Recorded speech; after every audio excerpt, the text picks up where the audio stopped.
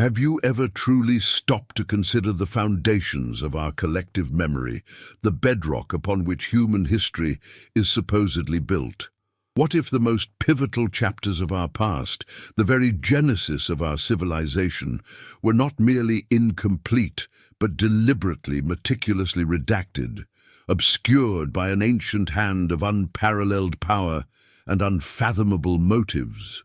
Imagine, for a fleeting, disquieting moment, that everything you thought you knew about the dawn of mankind was in essence a carefully constructed illusion, a grand, cosmic, theatrical production designed to keep a profound and unsettling truth perpetually out of reach.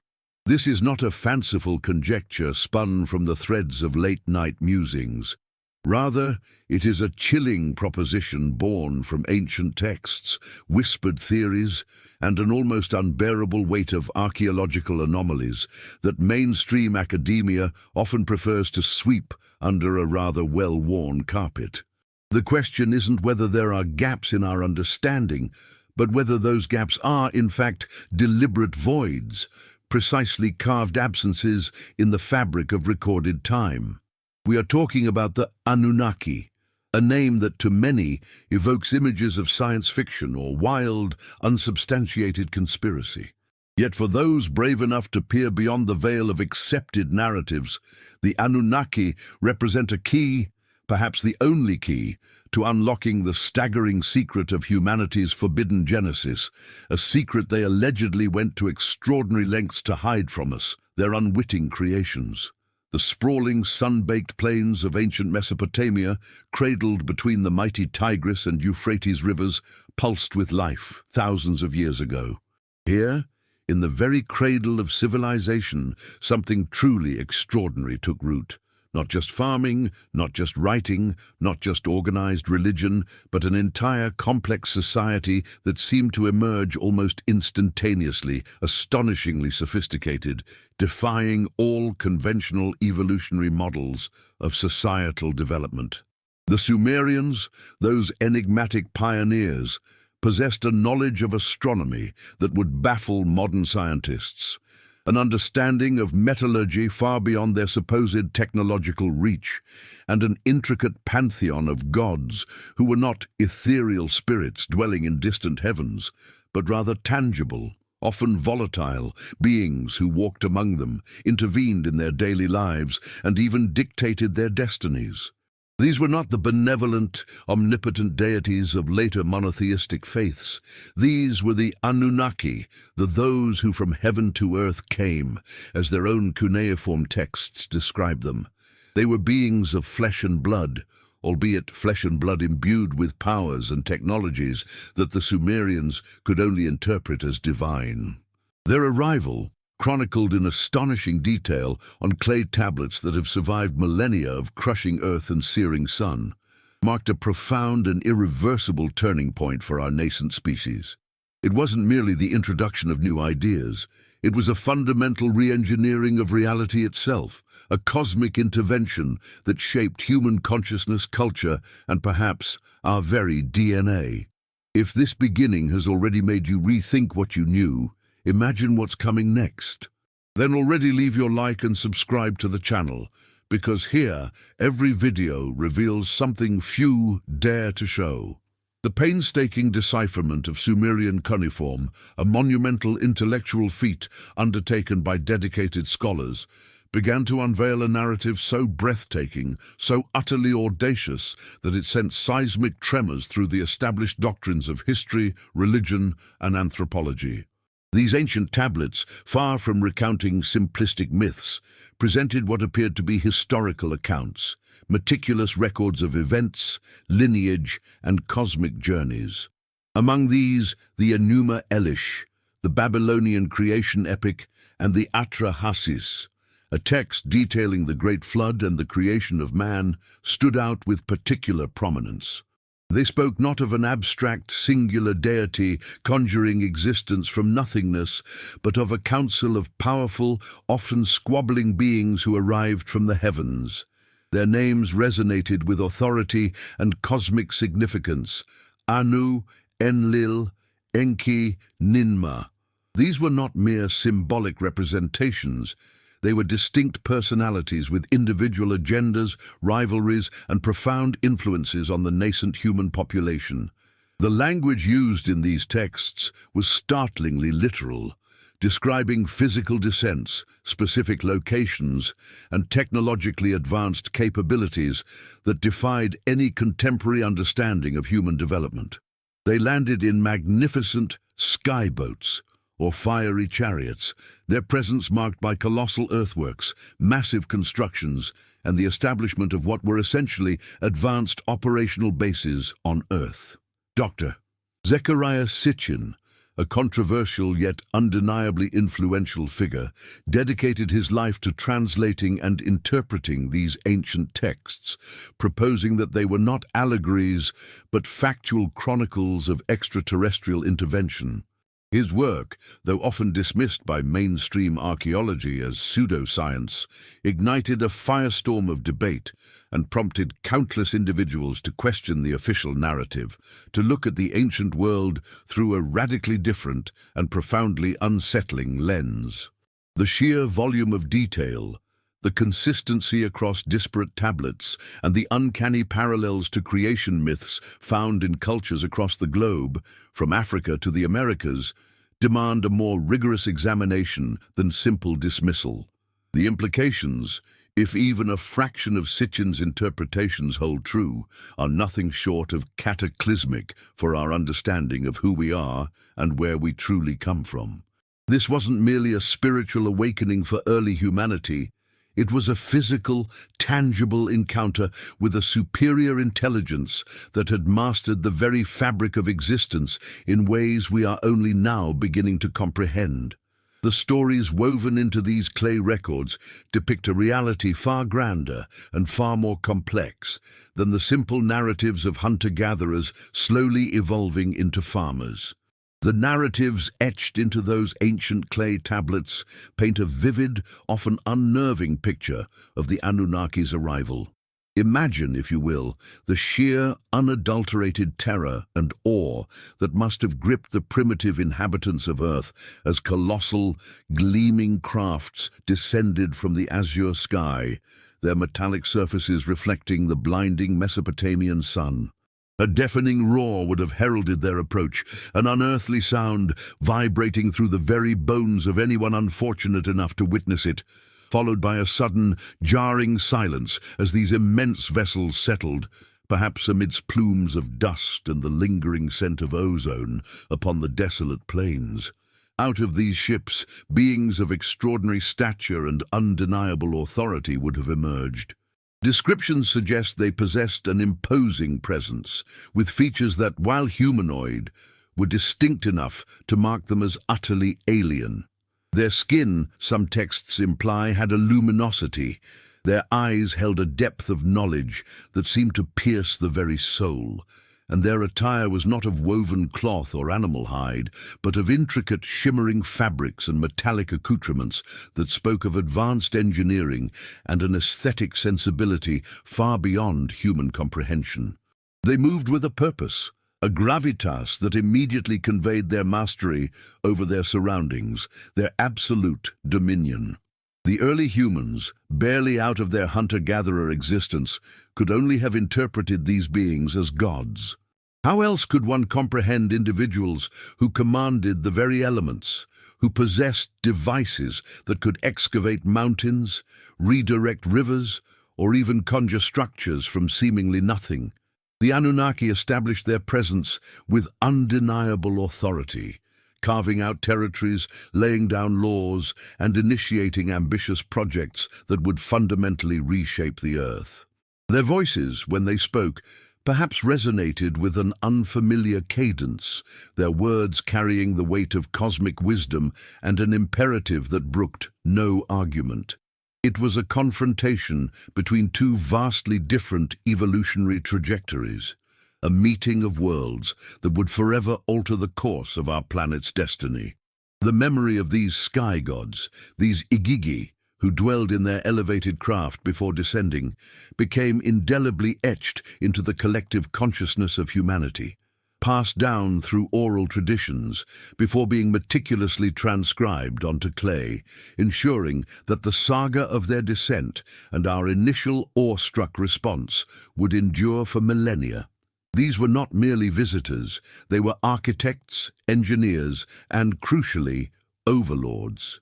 But what drove these advanced beings to undertake such an arduous interstellar journey, to descend upon a relatively primitive world like Earth?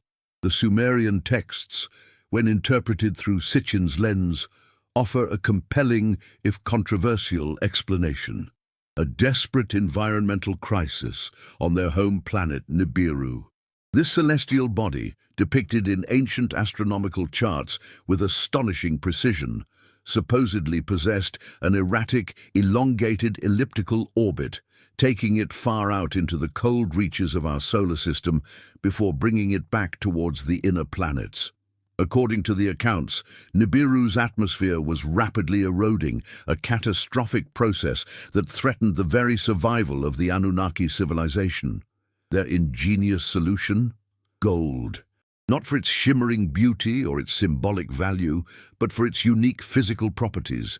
They theorized that finely powdered gold, suspended in the upper atmosphere, could act as a reflective shield, deflecting harmful radiation and trapping vital heat, thereby stabilizing their rapidly deteriorating planetary envelope. Earth, with its abundant reserves of gold, particularly in its mineral-rich crust and alluvial deposits, became their desperate, distant hope.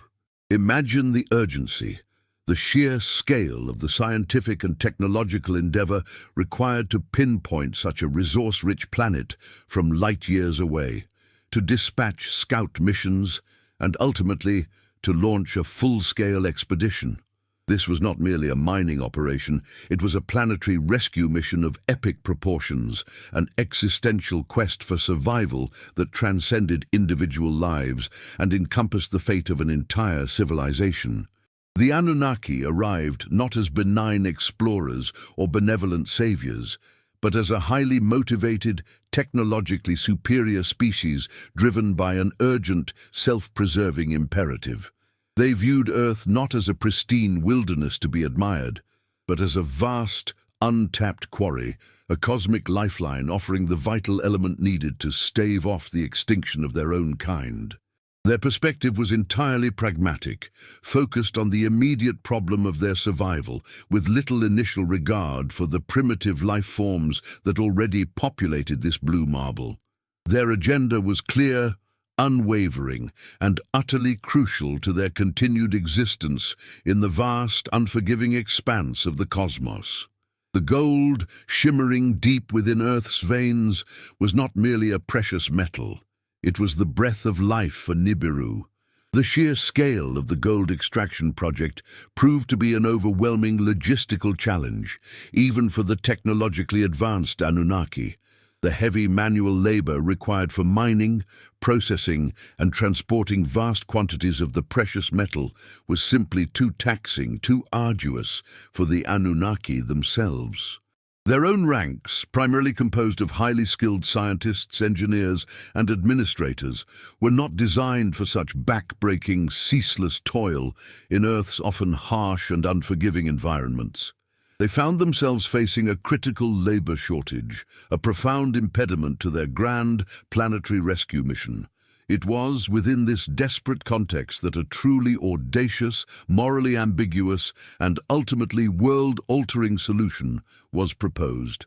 The ancient texts speak of a council, a moment of profound deliberation among the leading Anunnaki figures, notably Enki, the brilliant chief scientist and geneticist, and Ninmah, the chief medical officer. Their proposal was revolutionary, horrifying, and utterly ingenious, to create a subservient workforce, a primitive laborer, a Lulu, through genetic manipulation. This was not creation ex nihilo, it was a sophisticated act of bioengineering. They observed the indigenous hominids, the early humanoids already present on Earth, with their strong physiques and rudimentary intelligence. The plan was to combine the genetic material of these native beings with that of the Anunnaki themselves, effectively upgrading the primitive hominid to a more intelligent, more adaptable form, capable of understanding basic commands and performing complex, repetitive tasks. The process, described allegorically in the Atrahasis epic as the mixing of clay and divine blood in the Abzu, a term often associated with a primordial subterranean water source, but in this context possibly a sophisticated laboratory, was a literal genetic splicing. Ninmah, with her profound medical knowledge, became the chief architect of this genetic experiment, performing countless trials, facing numerous failures, until finally a viable prototype was achieved. This wasn't merely accelerating evolution, it was a deliberate, calculated act of artificial genesis. The nascent human race, as we understand it, was not the product of eons of natural selection alone, but the direct result of a cosmic intervention, engineered with a specific purpose to serve.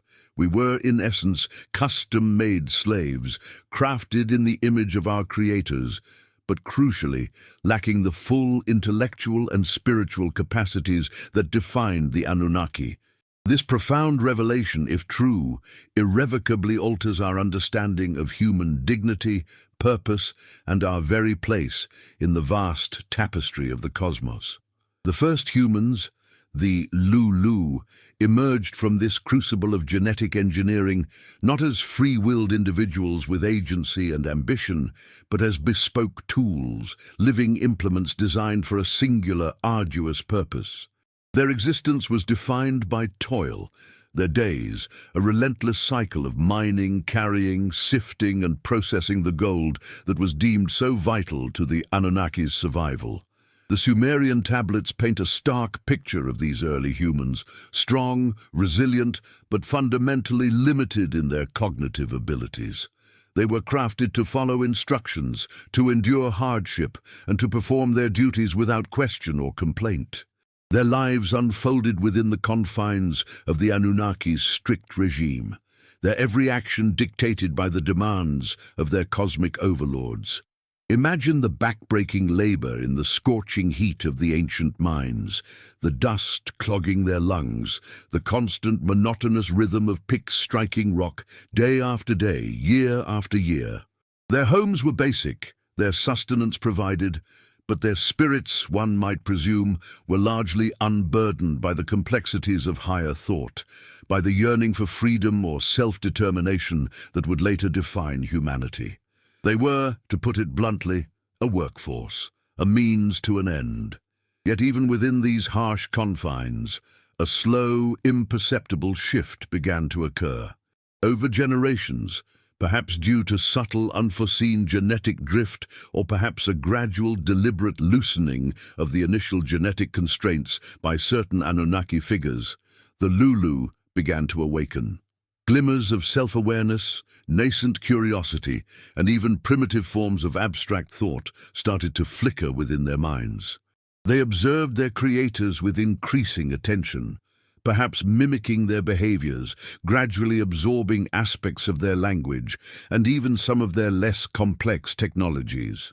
It was a slow, almost glacial process, but the seeds of what would become full human consciousness were being sown in the fields of forced labor. This gradual awakening, though initially imperceptible to their Anunnaki masters, would eventually lead to unforeseen complications, challenging the very premise of their engineered existence and ultimately paving the way for a dramatic confrontation between creator and created. This period, often overlooked in its mundanity, was in fact the crucible in which the fundamental characteristics of the human spirit began to forge themselves, albeit under the most oppressive and controlled conditions imaginable. Have you ever pondered the sheer scale of the Anunnaki's ambition to literally design a species for servitude? Comenta aí o que você pensa sobre isso até agora. Sua opinião ajuda a manter esse conteúdo vivo. If this beginning has already made you rethink what you knew, imagine what's coming next.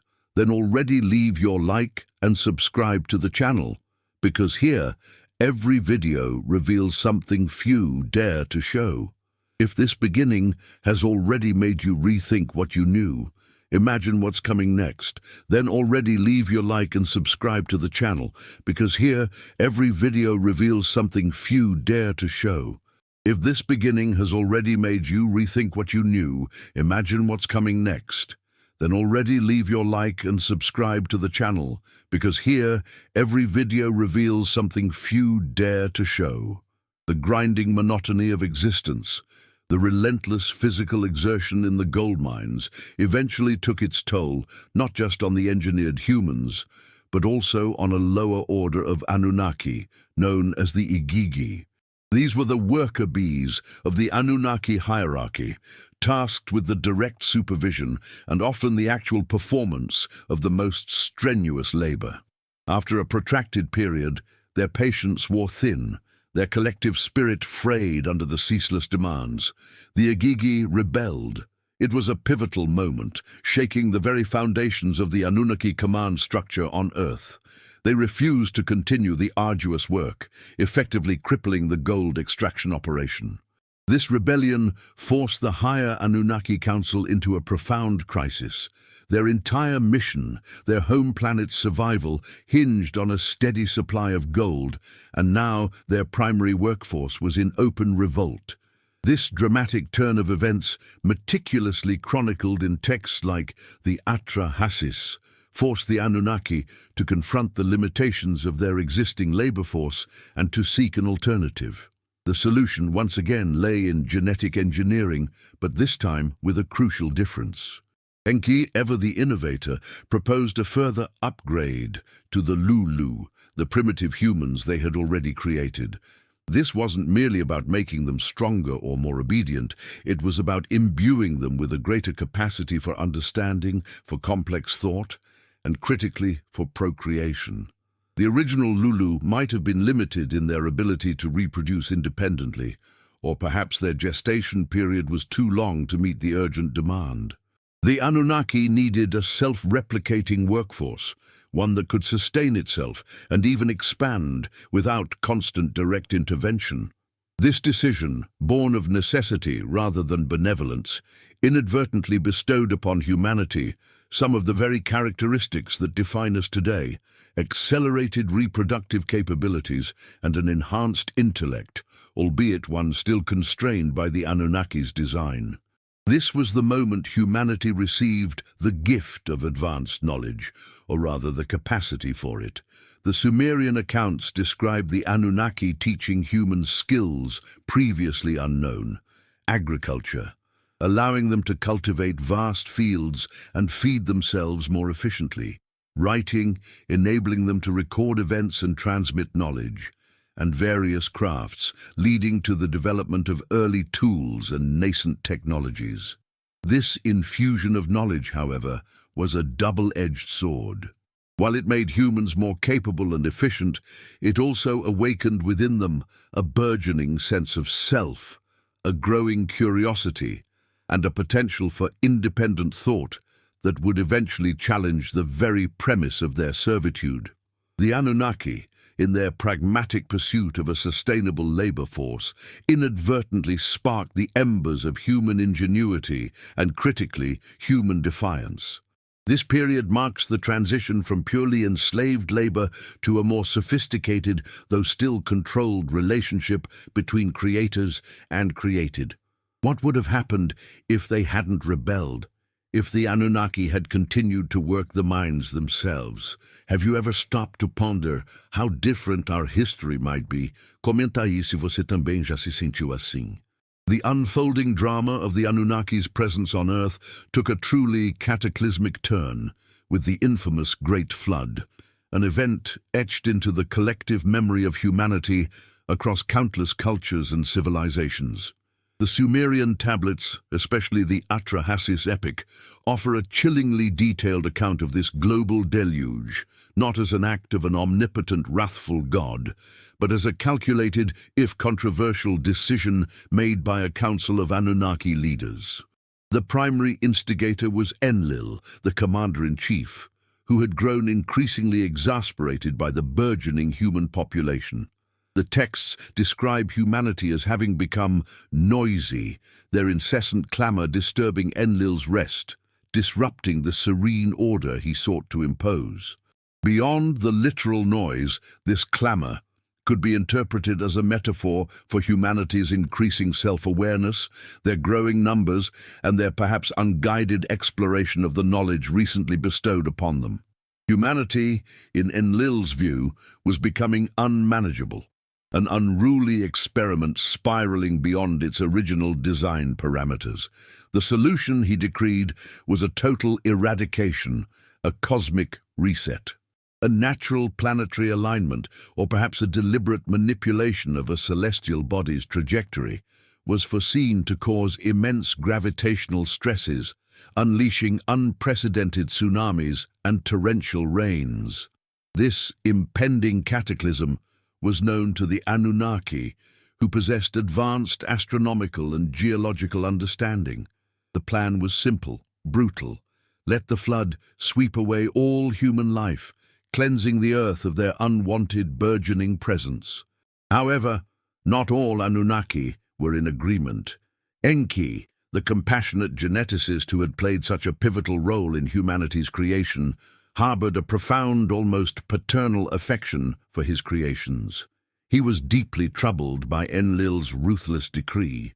Defying the explicit orders of the council, Enki secretly communicated the impending disaster to one favored human, Utnapishtim, the Sumerian counterpart to the biblical Noah. He instructed Utnapishtim, through cryptic dreams and whispered warnings, to construct a massive ark, a vessel capable of surviving the impending deluge, and to gather representatives of all living creatures alongside his family. The meticulous descriptions of the ark's construction, its dimensions, and the frantic preparations mirror those found in later Abrahamic traditions, underscoring the deep roots of this narrative in ancient Mesopotamian lore. When the cataclysm finally struck, it was an event of unimaginable horror and devastation. The heavens opened, unleashing torrents of water for days on end, while subterranean springs burst forth, engulfing the land. Towering waves, higher than any mountain, swept across continents, obliterating every trace of human civilization, every living thing not sheltered within Utnapishtim's vessel. The Anunnaki themselves watched from their celestial craft, some with detached resignation, others, like Ishtar, with profound lamentation for the destruction they had wrought. The Great Flood was not merely a natural disaster. It was an act of deliberate planet-wide culling, a drastic measure taken by the Anunnaki to regain control over their unruly experiment. It was a grim testament to their power, their ruthlessness, and the profound, often tragic consequences of their cosmic interventions. In the harrowing aftermath of the Great Flood, as the torrential rains finally abated and the churning, mud-laden waters slowly began to recede, the earth was left a desolate, scarred landscape, a watery tomb for almost all life. The few survivors aboard Utnapishtim's ark emerged into a world utterly transformed, a canvas wiped clean by cosmic intent. Yet the Anunnaki, despite their drastic attempt to reset the human experiment, still needed labor. Their gold extraction operations, though temporarily halted, remained vital to Nibiru's survival. It quickly became apparent that a total annihilation was not, in fact, a viable long-term solution.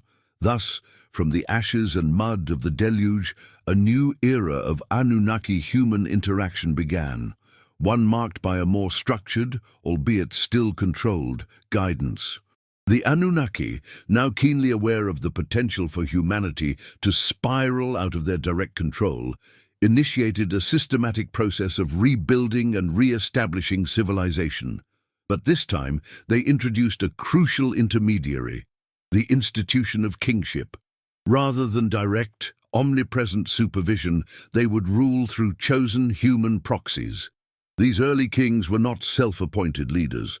They were handpicked by the Anunnaki, meticulously trained and imbued with a delegated authority.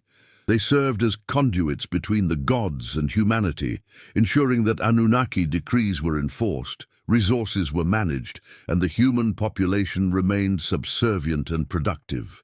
The Sumerian king list, an ancient document, astonishingly details rulers whose reigns spanned thousands of years, durations far beyond any human lifespan, often interpreted as a record of these early Anunnaki-appointed or even Anunnaki-descended monarchs. These kings were taught sophisticated administrative techniques, principles of law, urban planning, and even advanced agricultural methods, all designed to reconstruct and stabilize human society under Anunnaki supervision.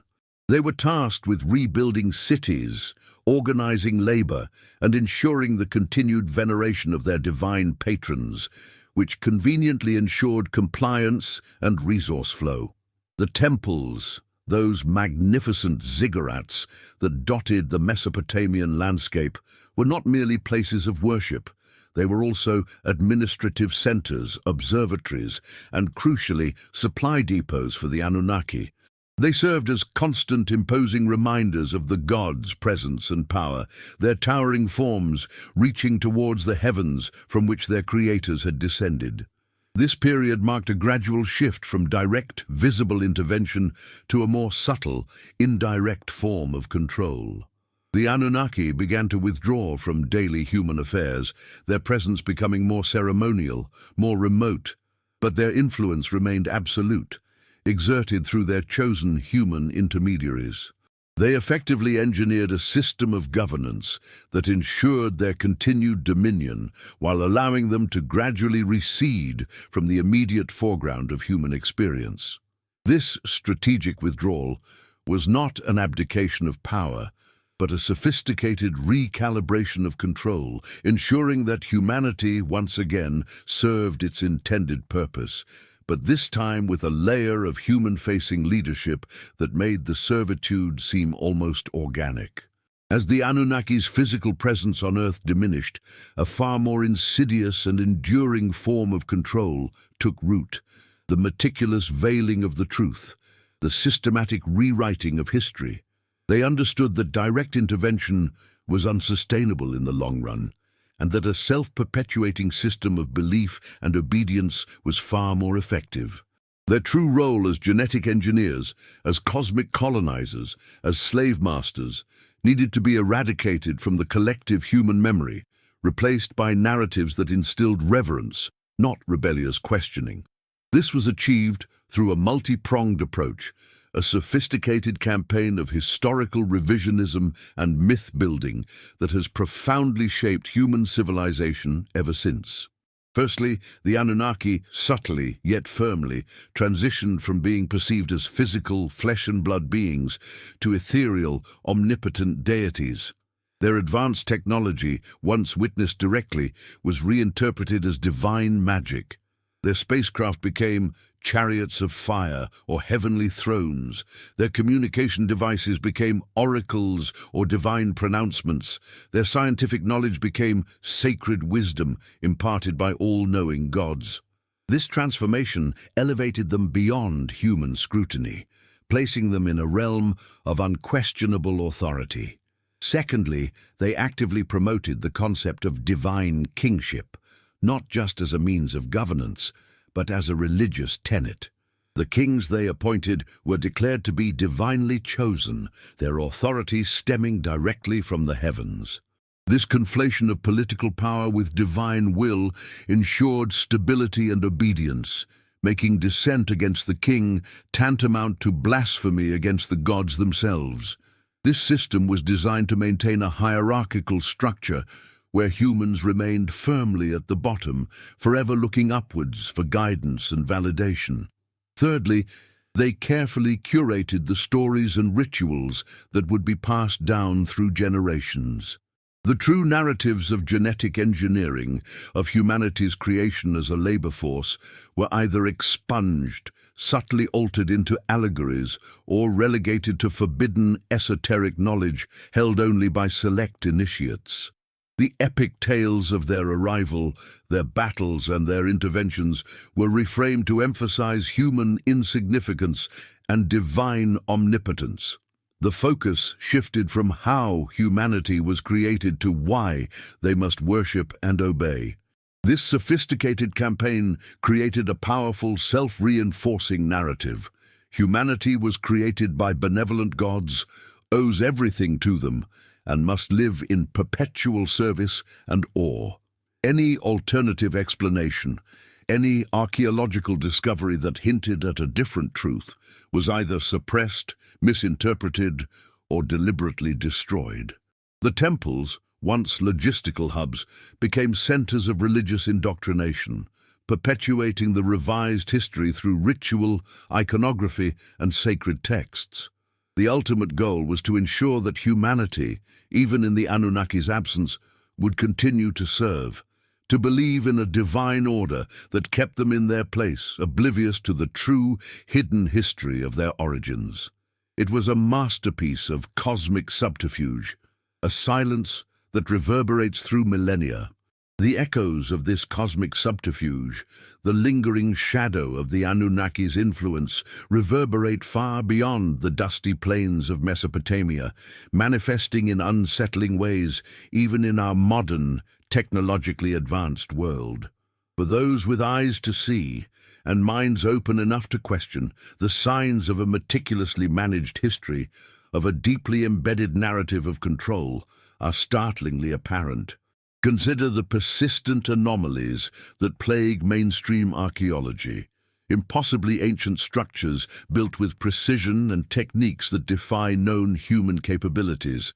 Think of Baalbek, Göbekli Tepe, or the precise megalithic sites across the globe. These are often casually dismissed as products of unknown ancient genius or primitive but effective methods, rather than prompting a re-evaluation of fundamental assumptions about our past.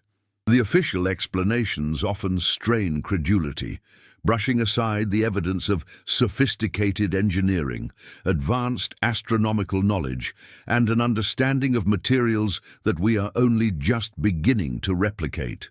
Then there are the persistent, often ridiculed claims of a deep state or secret societies that allegedly pull the strings of global power, operating beyond the purview of elected governments. What if these structures are not merely the machinations of corrupt politicians or greedy industrialists, but rather the modern-day vestiges of the Anunnaki's original system of proxy control? What if certain elite lineages, perhaps those with subtle genetic markers or ancient knowledge passed down through generations, still serve as intermediaries, perpetuating the long-established hierarchy? The very concept of kingship, which endured for millennia, often claiming divine right, provides a compelling historical precedent for such a system. Could our modern monarchies, with their ancient rituals and claims to inherited authority, be distant echoes of that Anunnaki-ordained system? The rapid advancements in genetic engineering and artificial intelligence, once the stuff of science fiction, now present a disquieting mirror to the Anunnaki's own actions. We are on the cusp of being able to create life, to enhance human capabilities, to perhaps even design sentient beings for specific purposes. This raises profound ethical questions that perhaps the Anunnaki grappled with and ultimately resolved in their own pragmatic, self-serving way. Could our current scientific trajectory be, in some subconscious, deeply programmed way, merely a reenactment of our own genesis? The resistance to acknowledging extraterrestrial life, the deliberate obfuscation and dismissal of countless UFO sightings and unexplained phenomena by official channels also takes on a new, more sinister light when viewed through the Anunnaki lens.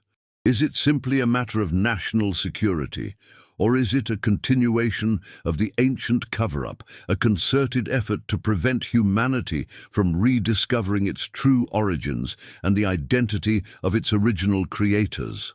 The truth, if it were to fully emerge, would not merely be a historical correction. It would be a complete dismantling of our self-perception, our religious doctrines, and our understanding of our place in the universe. It would force humanity to confront the uncomfortable reality of its engineered past and the possibility of a continued, unseen influence. This isn't just about ancient history.